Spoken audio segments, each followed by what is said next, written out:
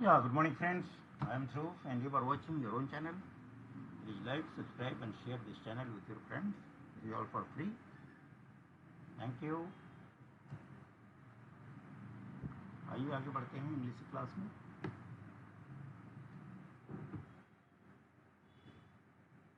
Today is 19th.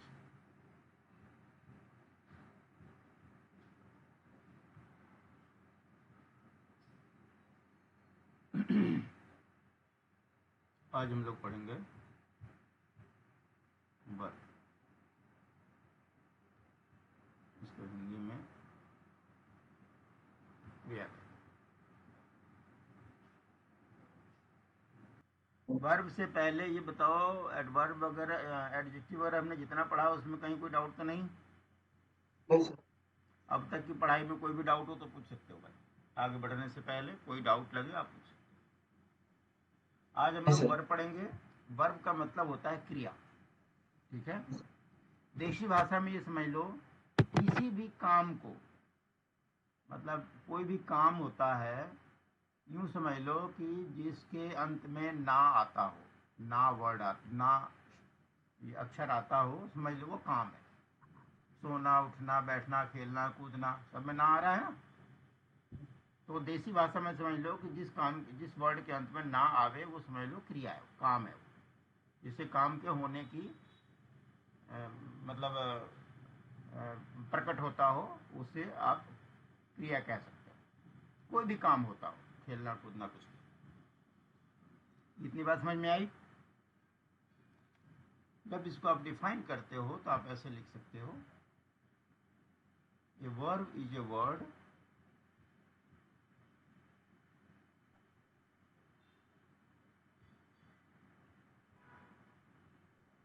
that expresses an action.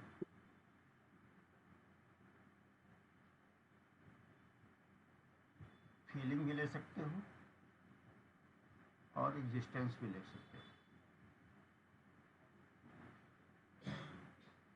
ठीक है.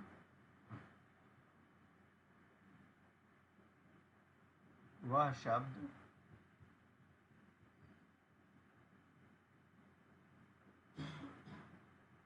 जो स्वीकार करने या होने,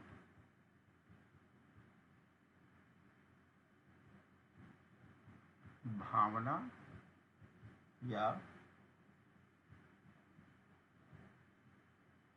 स्थिति को प्रकट करे. मोटी बात समझ में आई? ऐसा कोई भी काम जिससे काम के होने का महसूस हो, वो वर्ड समझ लो वर्ब है. सबको हम लोग समझेंगे डिटेल में. जैसे आप ऐसे समझो,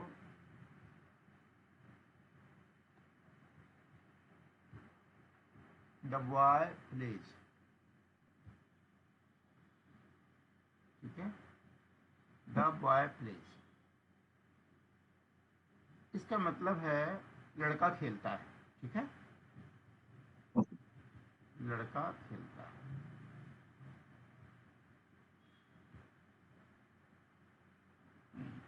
तो मैंने आपको समझाया था, द बॉय जो है कौन सा पर्सन है, बता सकते हो?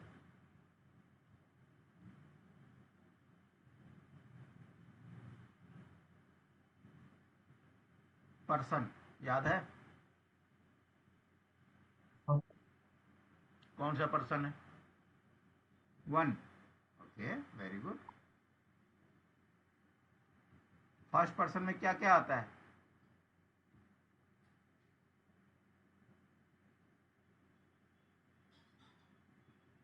फर्स्ट पर्सन में कौन कौन से आते हैं प्रोनाउंस?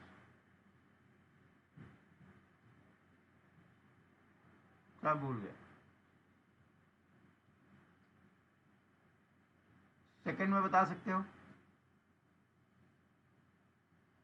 The voice. हाँ जी.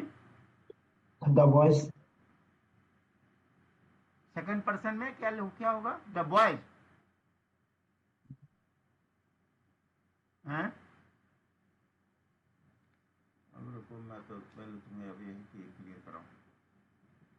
अब बताओ फर्स्ट पर्सन में कौन कौन से वर्ड आते हैं, सेकंड में कौन कौन से आते हैं, थर्ड में कौन कौन से आते हैं, बता सकते हो?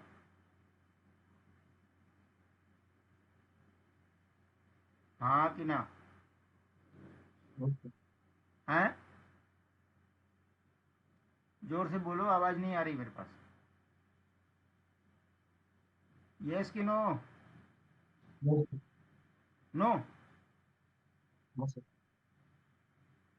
अच्छा, कोई बात नहीं, इसका मतलब आप इसको सारा भूल गए हो। You have forgot everything.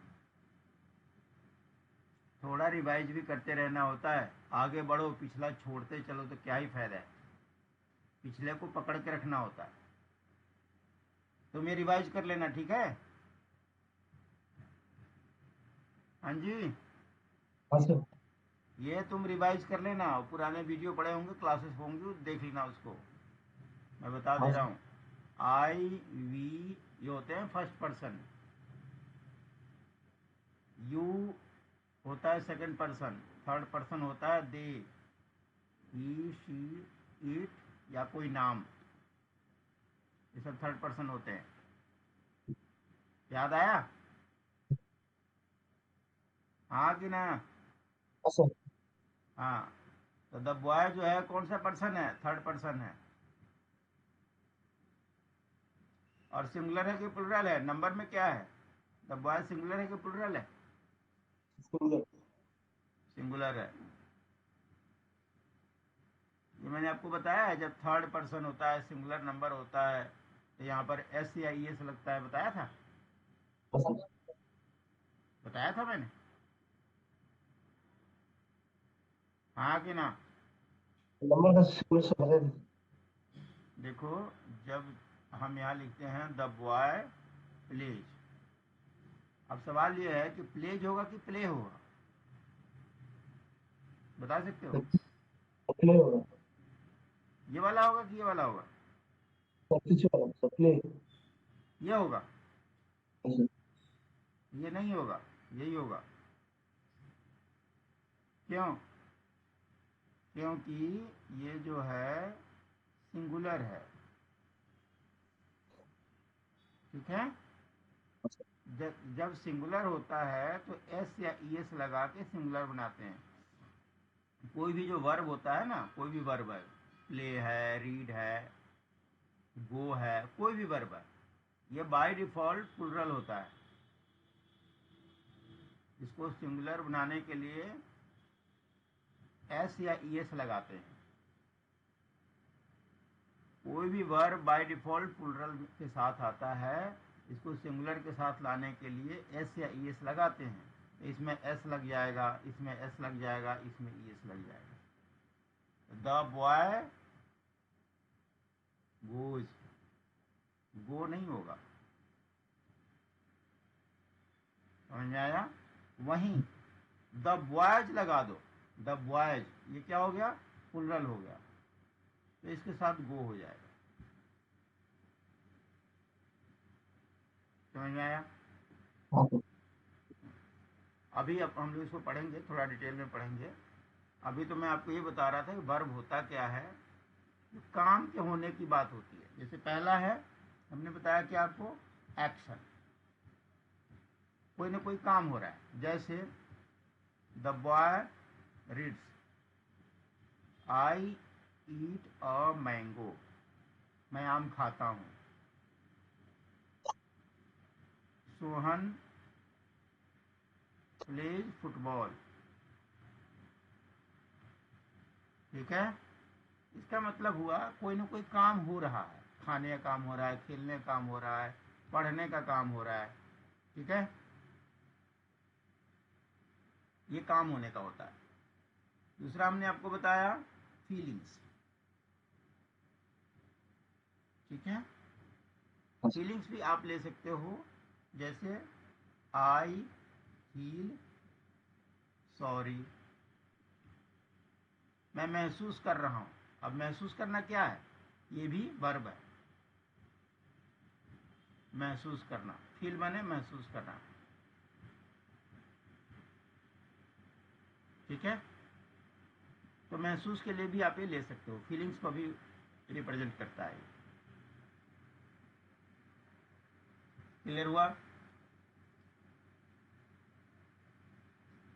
तीसरा हमने लिखा एग्जिस्टेंस। एग्जिस्टेंस माने एग्जिस्ट करना, समझते हो? एग्जिस्ट माने हैं? नहीं हाँ कि ना? नहीं सर। एग्जिस्ट का मतलब होता है होना, है या नहीं है। अगर कोई चीज है तो समझ लो एग्जिस्ट कर रहा है। जैसे मान लो एक इंसान है तो समझ लो इंसान एग्जिस्ट कर रहा है। अगर एग्जिस्ट नहीं कर रहा है इसका मतलब कोई चीज होता ही नहीं। समझ आई बात? जैसे हम देखते हैं रात में तारे देखते हैं, इसका मतलब स्टार्स एग्जिस्ट, तारे होते हैं तभी हम देख पाते हैं। एग्जिस्ट का मतलब होता है होना। ठीक, समझ में आ रहा है? अच्छा, अब जैसे हम बोलते हैं द पेशेंट इज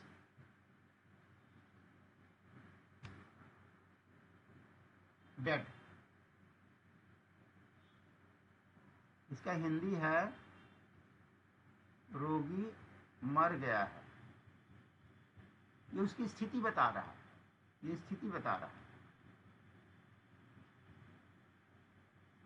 देखो डाई अलग होता है, डाई, डैड, डैड। डाई माने मरना और डेड माने मृत, मरा हुआ। तो ये क्या हो गया? एक प्रकार की स्थिति हो गई, ठीक है। ऐसे सेंटेंसेस को आप समझ सकते हो कि इसमें हमें वर्ब अलग अलग सिचुएशन में आता है, अलग अलग। आप ऐसे भी कह सकते हो द पेशेंट हैज डैड,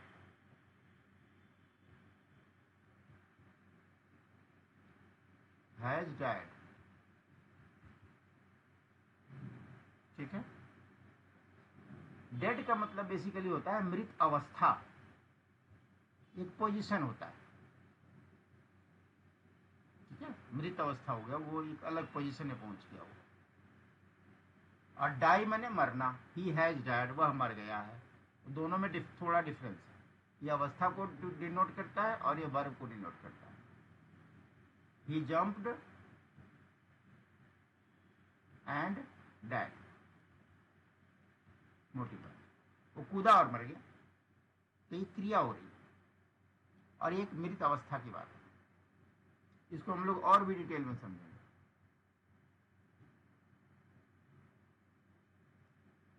मोटी बात आपने ये समझनी है, वर्ब का मतलब होता है कोई भी काम होना, कोई भी काम हो सकता है, उसको हम लोग वर्ब कहते हैं। जैसे आप कह सकते हो प्ले, रीड, स्लीप, कट, ठीक है, जंप, एक्सेट्रा।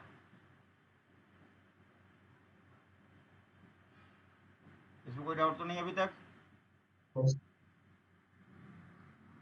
वर्ब हमारे 4 प्रकार के होते हैं।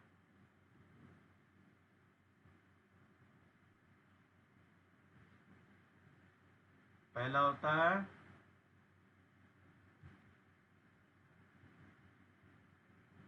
ट्रांजिटिव वर्ब, दूसरा होता है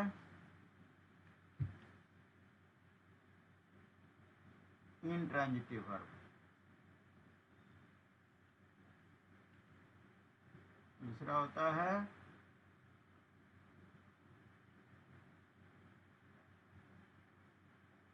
हेल्पिंग वर्ब, हेल्पिंग वर्ब। इसी को कुछ लोग ऑक्सिलरी वर्ब भी कहते हैं।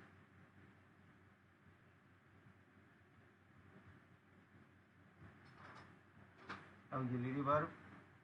चौथा होता है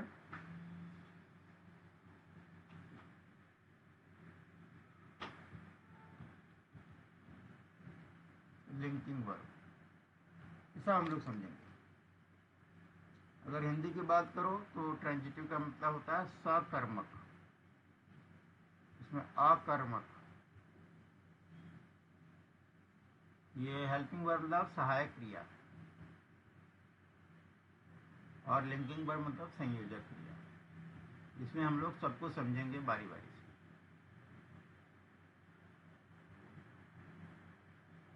पहला हमारा ट्रांजिटिव वर्ब,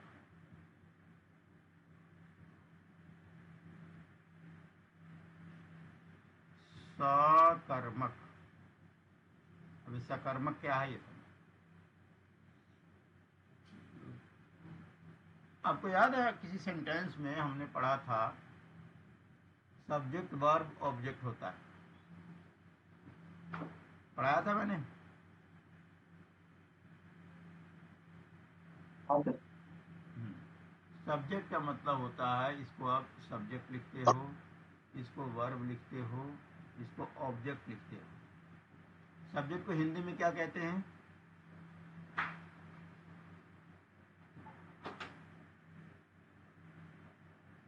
सब्जेक्ट को हिंदी में क्या कहते हो,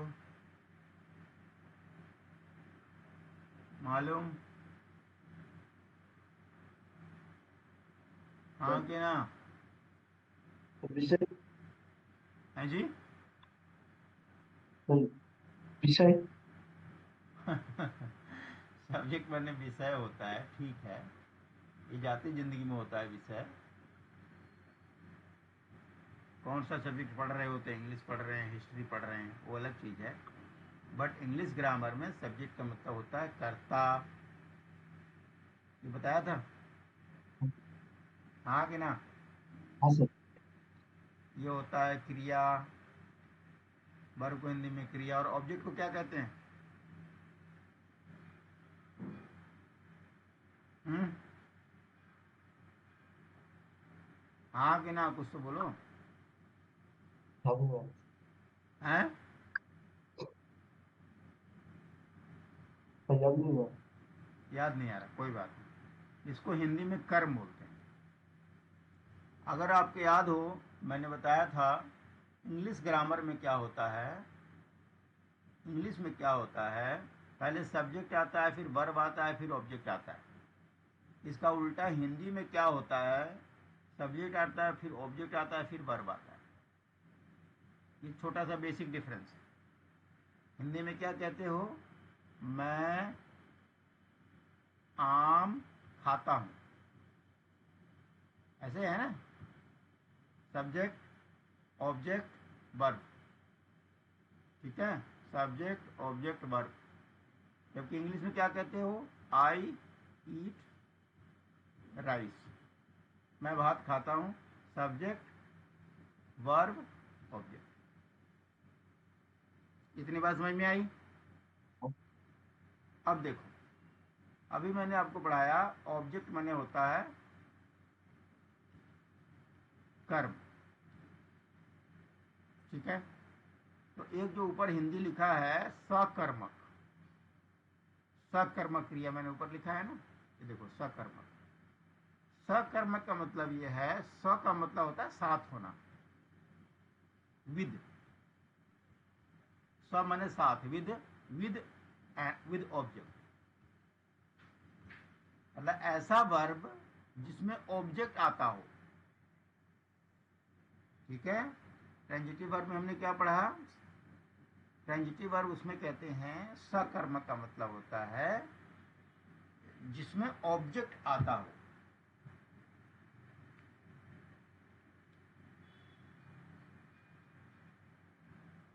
एन ऑब्जेक्ट इज देयर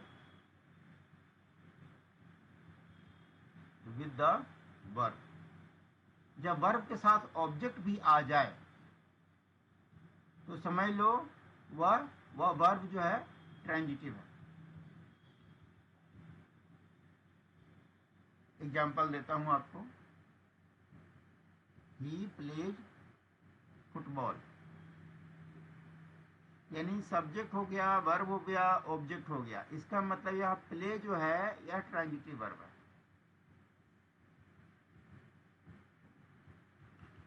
ठीक है। हाँ, अब इंट्रांजिटिव क्या है? इंट्रांजिटिव ध्यान देना, अकर्मक, विदाउट ऑब्जेक्ट। अब ध्यान देना, यहां मैं लिखता हूं ही प्लेज, ये भी सेंटेंस बन गया, वह खेलता है। तो प्ले, यहां पर जो प्ले हो गया ये हो गया इंट्रांजिटिव। ये डिफरेंस, इसमें ऑब्जेक्ट है, इसमें ऑब्जेक्ट नहीं है। आई ईट, ये हो गया इंट्रांजिटिव। आई ईट राइस, ये हो गया transitive.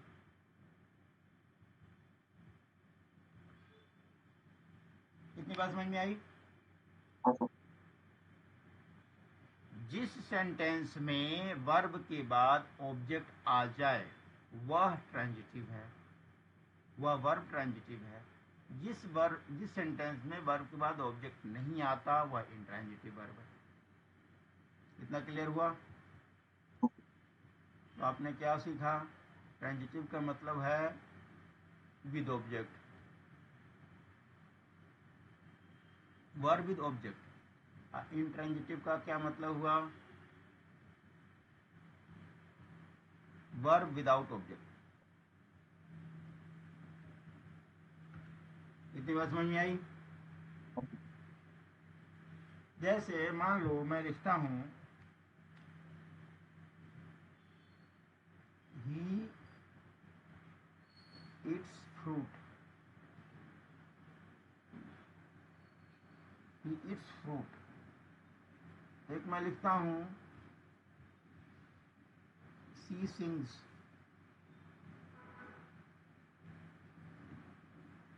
The bell sounded,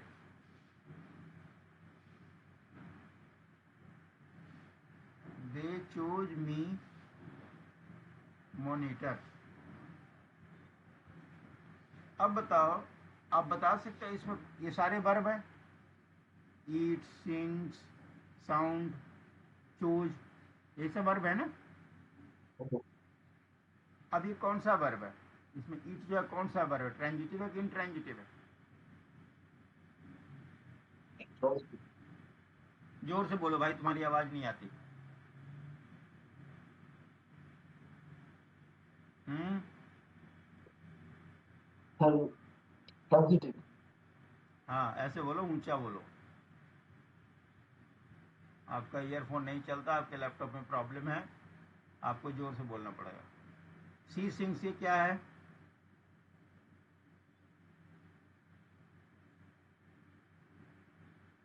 intransitive.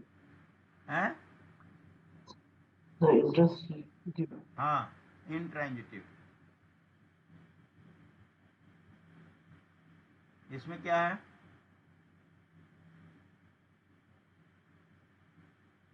Transitive. जोर से बोलो। Sir transitive. इसमें ऑब्जेक्ट कौन सा है?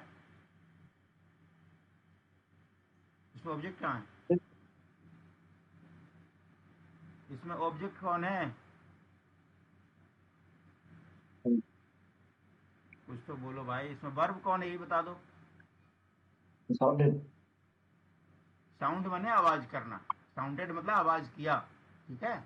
इसमें ऑब्जेक्ट कौन सा है?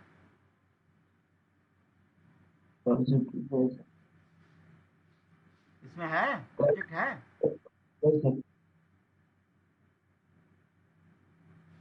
इंट्रांजिटिव। इसमें ऑब्जेक्ट नहीं है तो भैया ये इंट्रांजिटिव होगा। ये क्या होगा?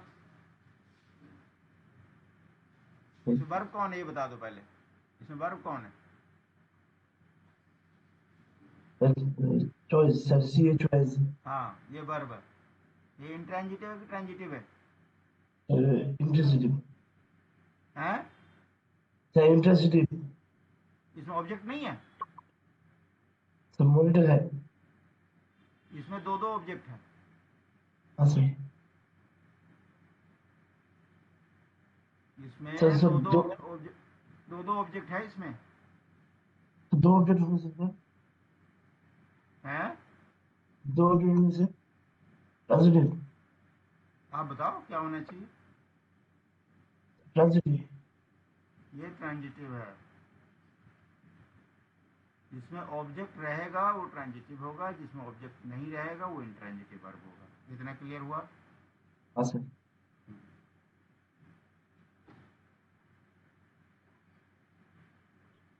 तीसरा होता है हेल्पिंग वर्ब। देखो इसमें जो है ना, आपको हेल्पिंग वर्ब जो है बहुत सारे होते हैं।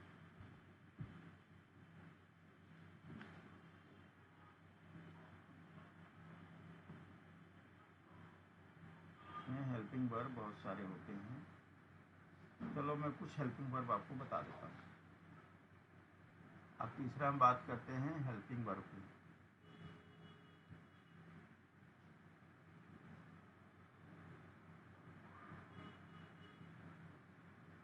एक तो होता है आपको be, is, am, are,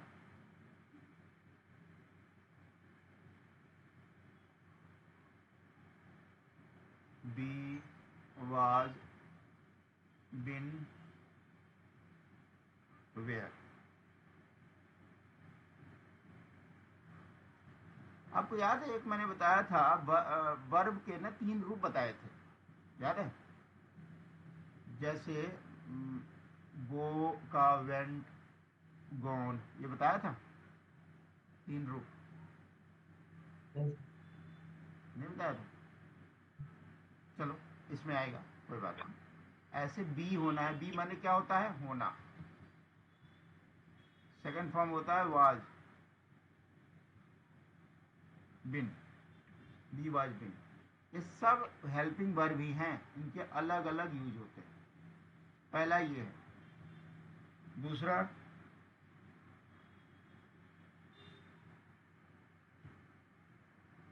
has, have, had. इन सब का प्रयोग हम सीखेंगे। Do, does, did. चौथा होता है आपको शैल, शुड। पांचवा होता है आपका विल, वुड। छठवां होता है मे, माइट। ये सारे हेल्पिंग वर्ब होते हैं, ये आपको याद करना है। कैसे यूज होगा सब हम लोग सीखेंगे।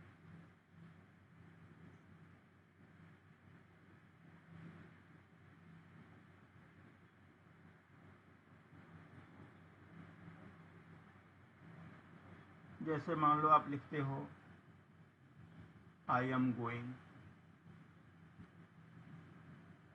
इसमें एम क्या है? हेल्पिंग वर्ब है। हेल्पिंग वर्ब कह लो, ऑक्सिलरी वर्ब कह लो, एक ही बात है। गो क्या है? ये वर्ब है, ये मेन वर्ब है।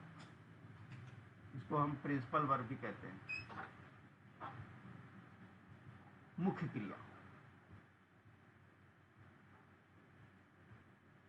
और ये इंट्रांजिटिव है, भी ट्रांजिटिव है, ये इंट्रांजिटिव है। क्यों? क्योंकि इसमें कोई ऑब्जेक्ट नहीं है, नो ऑब्जेक्ट। वहीं अगर होता I am going to school,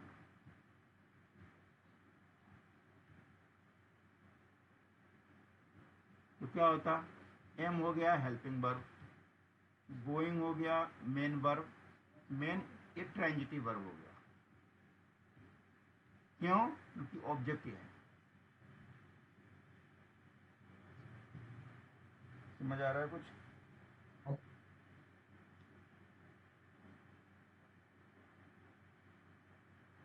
तो इसमें जितने भी वर्ड्स हैं अपने पास, is, am, are, was, be, सबका इस्तेमाल होता है, जाति जितने में इस्तेमाल होता है। इन सब का मीनिंग क्या है? इज मने है, एम मने हूँ, आर मने हैं, बी मने होना, वाज मने हाँ, बीन मने हुआ है, वेयर मने थे, इस सब की मीनिंग्स हैं। जिसकी डाउट लगे आप पूछ सकते हो।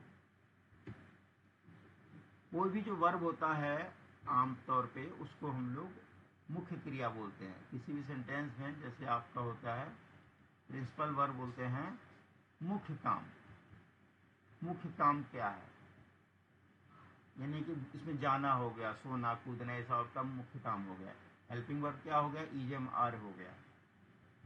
और आपका ये जो शैल शुड होते हैं, शैल शुड विल वुड, ये जो होते हैं, शुड कुड वुड, ये सब जो होते हैं वो भी आएगा। कैन भी आएगा, कैन कुड भी आता है। Can could, could should would, ये सब जो होते हैं इनको मॉडल वर्ब्स भी कहते हैं। सब हम लोग पढ़ेंगे। फिलहाल आप ये समझो इन सब की मीनिंग आपको याद होनी चाहिए। ठीक है, मेन अभी फोकस करो। कल हम लोग इसको हेल्पिंग वर्ब को थोड़ा और पढ़ेंगे डिटेल में। अभी आपको ये समझना है कि वर्ब जो है क्या है, वर्ब कितने प्रकार का है, ट्रांजिटिव इंट्रांजिटिव हम कैसे पहचानेंगे। और एक आपका आता है, रुको भी आपको लिख देता हूँ, बता देता हूँ। एक आता है आपका लिंकिंग वर्ब।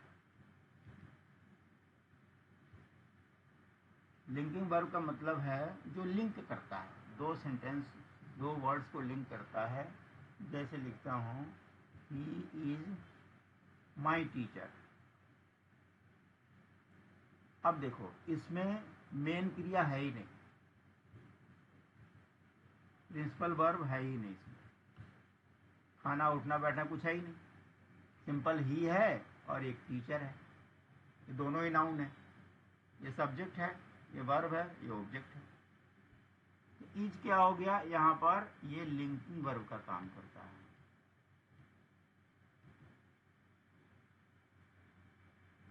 इसमें देखो कोई कोई वर्ब है ही नहीं इसमें, जो मेन वर्ब जिसको बोलते हैं ट्रांजिटिव इंट्रांजिटिव, कोई है ही नहीं इसमें, तो इसको लिंकिंग वर्ब बोलते हैं। इतना समझ में आया? इसको हम लोग थोड़ा और डिटेल में पढ़ेंगे। अभी जितना मैंने आपको बताया है इसको एक बार पढ़ के आना, और कुछ डाउट लगे जमा करके लाना कि क्या क्या पूछना है। इसको हम और डिटेल में पढ़ेंगे। जैसे आपका देखो लिंकिंग वर्ब के एग्जांपल देता हूँ।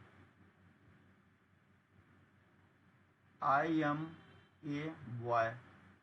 अब बोलो, इसमें वर्ब है ही नहीं, ये खाली लिंकिंग वर्ब है, इसमें प्रिंसिपल वर्ब है ही नहीं। Subject verb object. वहीं देखो, आई एम ईटिंग राइस, ये मेन वर्ब है, ये हेल्पिंग वर्ब है, ये ऑब्जेक्ट।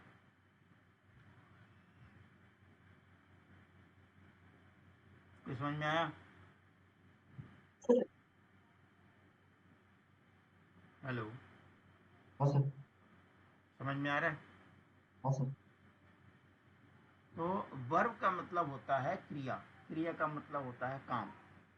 ये क्रिया कई प्रकार का हो सकता है। कई बारी जब ये हेल्पिंग वर्ब बन के आता है तो सिर्फ दो नाउन प्रोनाउन को जोड़ देता है। नाउन प्रोनाउन कैसे जोड़ देता है, ये दो, ये प्रोनाउन है और ये नाउन है, इन दोनों को जोड़ दिया, he is my teacher, is करके लिंकिंग कर दिया, लिंक बना दिया, ये हो गया लिंकिंग वर्ब। ये जितने भी हेल्पिंग वर्ब हैं ये वाले, is am are has have had, ये सारे हम लोग सीखेंगे।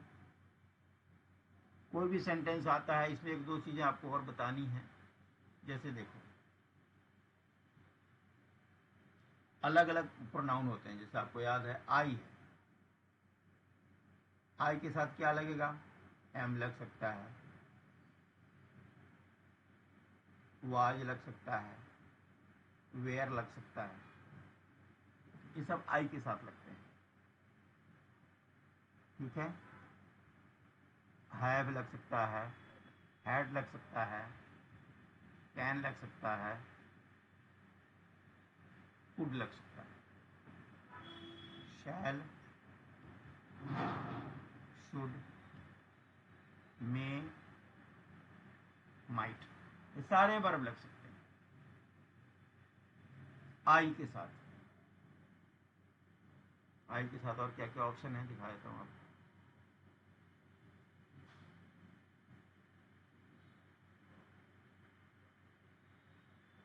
हैज, हैव, हैड कर दिया।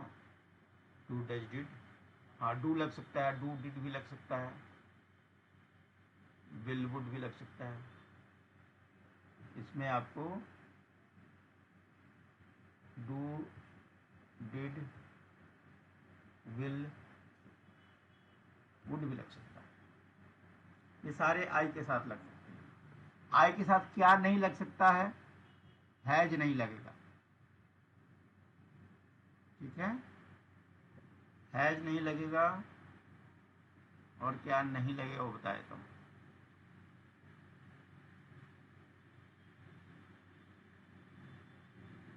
डज नहीं लगेगा,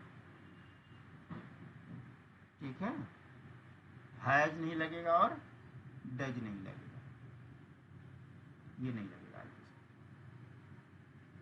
आई के साथ ये सारे हेल्पिंग वर्ब यूज हो सकते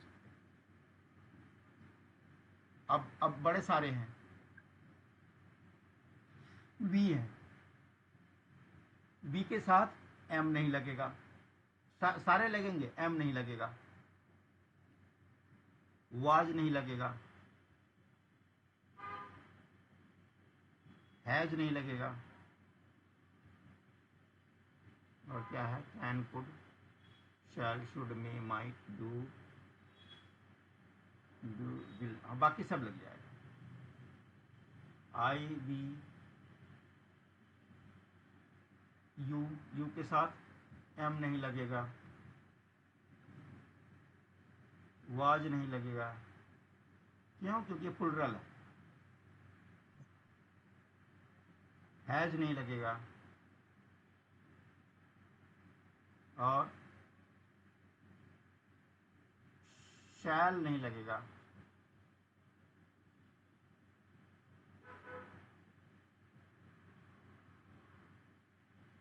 बाकी सब लग जाए। शैल कभी कभी लगता है, कभी खास यूज होते हैं, वो मैं आपको बताऊंगा कब यूज होता है शब्द। ये अलग अलग प्रोनाउन के साथ कौन कौन से हेल्पिंग वर्ब लग सकते हैं, नहीं लग सकते हैं, ये वो है।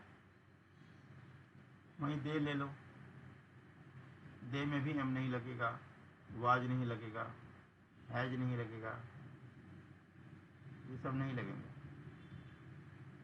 ईज नहीं लगेगा, यू के साथ भी ईज नहीं लगेगा, वी के साथ भी ईज नहीं लगेगा, ठीक है। ये सारे जो हेल्पिंग वर्ब हैं, वहीं ही सी इट के साथ लग जाएगा। ही सी इट के साथ ईज लगेगा, ईज चल जाएगा। क्या नहीं लगेगा वो बता देता हूँ। एम नहीं लगेगा, वेयर नहीं लगेगा,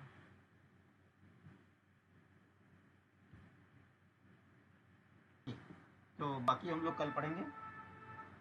आज की क्लास यहीं ख़त्म होती है। Thank you friends.